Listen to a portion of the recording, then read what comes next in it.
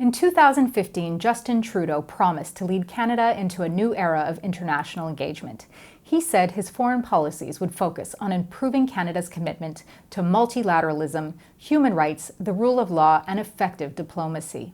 Unfortunately, after 4 years of failed Liberal policies, clearly Mr. Trudeau has failed Canadians on the foreign stage. When it comes to foreign policy, the Liberal government has fumbled every step of the way. They have conducted foreign affairs with a focus on style over substance.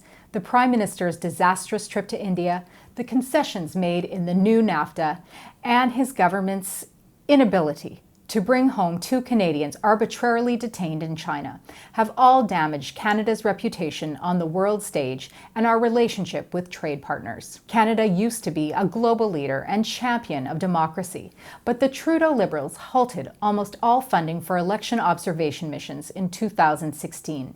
As a result, Canada was absent for several elections around the world, which were later deemed undemocratic. Rather than following proven approaches to diplomacy, Justin Trudeau has chosen to rely on social media, and that has hurt Canada. When Foreign Affairs Minister Chrystia Freeland and other Canadian officials irresponsibly tweeted about civil society and the imprisonment of women's rights activists in Saudi Arabia, the country responded by freezing all of its investment in Canada and expelling our ambassador. As a result, Canada was left with zero ability to influence Saudi Arabia on human rights. Following the arrest of one of Huawei's top executives on charges of fraud involving the violation of sanctions with Iran, the Liberals have allowed for Canada's relationship with China to reach an all-time low. In retaliation, China has arbitrarily and illegally detained Canadian diplomats Michael Kovrig and Michael Spavor for months. These Canadians have been denied access to legal counsel and communication with their families and have been subjected to round-the-clock surveillance. In the many months since Kovrig and Spavor were detained, we have seen little to no action by the Trudeau government to bring them home. As well, our trading relationship with China has collapsed.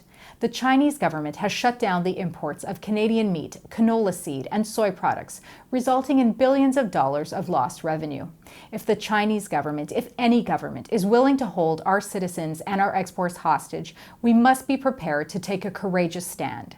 Justin Trudeau and his Liberal government have failed to do so. Justin Trudeau has failed to deliver the new era in Canadian international engagement that he promised. Canada's inaction and lack of strategy when it comes to major players such as China, Russia, and Saudi Arabia has allowed these countries to expand their spheres of influence around the globe, leaving Canada in the dust. And make no mistake, others are watching. After 4 years of empty sound bites and selfies, we need a government who will take Canada's foreign policy seriously.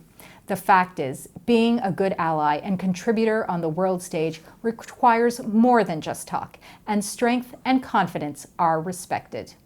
Unlike the Liberals, my Conservative colleagues and I know how important it is to stand up not only for democracy and human rights abroad, but for our country itself.